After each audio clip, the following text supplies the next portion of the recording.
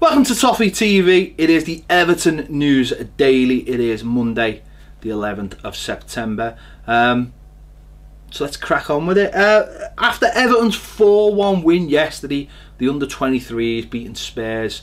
Adam Ola-Luckman has given his views on Niasse and whether he deserves a first team space. Now, obviously, Adam Ola-Luckman scored one of the goals and Niasse scored a couple of goals. He said, I don't really know what he's like with the under-23s all the time because I'm not really around the group. But from what I've seen, he talks to the younger lads quite a lot and gives them information and is a good person to have around. If he keeps scoring goals and producing the goods, then I think he'll definitely get his chance. And that is the big question a lot of fans are asking. Is Oumar Niasse going to get his chance? Now, obviously, we have got games in the Europa League, the Premier League, and the League Cup coming up in the next week or so. So it could be a good opportunity. Obviously, he can't feature in the Europa League because he's not in the squad, but it could be a good chance to see if Oumar Niasse has done enough to stake a claim for the first team. We'll have to wait and see. But great win for the under-23s. They're playing some great football. And they're a joy to watch, unlike another team.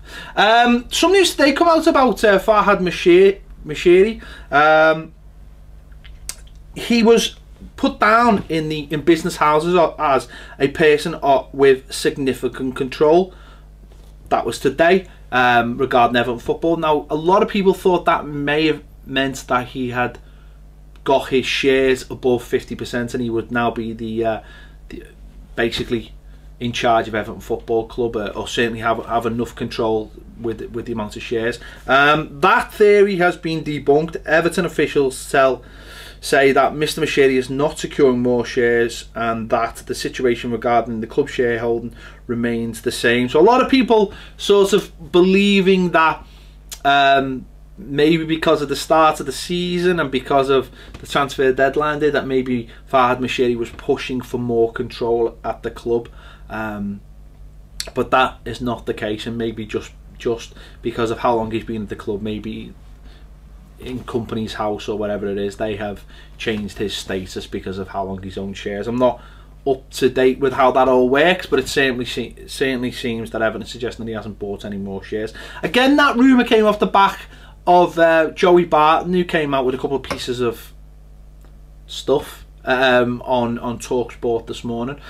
He referred to why Everton had not bought another striker, and in his words, he said it was because Bill Kenwright had refused to sanction the buy of a striker and wanted to keep the finances in check. They were his words, nobody else's. They were Joey Barton's words. And if you add that to the talk today of more shares, Everton fans and conspiracy theories, maybe they're the same people, put two and two together and maybe decided that Farhad Moshiri wanted more control of Everton Football Club. But it seems that Farhad Moshiri hasn't bought any more shares, and obviously we can only speculate to what Joey Barton was talking about because there's obviously no confirmation. Another thing Joey Barton did talk about, though, which something that I will agree with, is the fact that he said that he doesn't understand why Ronald Koeman isn't pushing the likes of John Joe Kenny and Callum Connolly into the first team rather than someone like Kuka Martina. He doesn't understand why Everton would have someone like Kuka Martina in the first team before the likes of John Joe Kenny, and concur with that absolutely. Nikola Vlasic has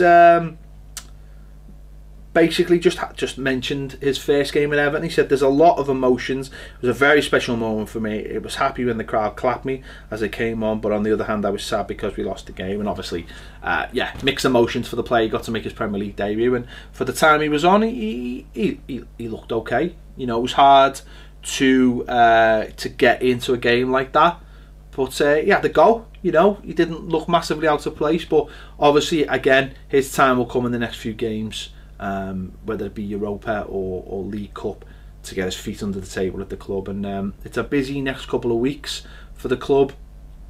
Lots going on. We'll hear from the manager next couple of days doing his press conference ahead of that game at Atalanta, and obviously then the Man United game on Sunday, and then we move into next week with the League Cup against Sunderland. So 3 games very quickly, a good chance to use the squad, a good chance for the likes of Sandro and maybe Klaassen to get more game time, get more familiar, Gylfi Sigurdsson. So yeah, we'll wait and see. Thanks for watching the Everton News Daily. Again, we're here every day, every weekday, and we look forward to seeing you again tomorrow.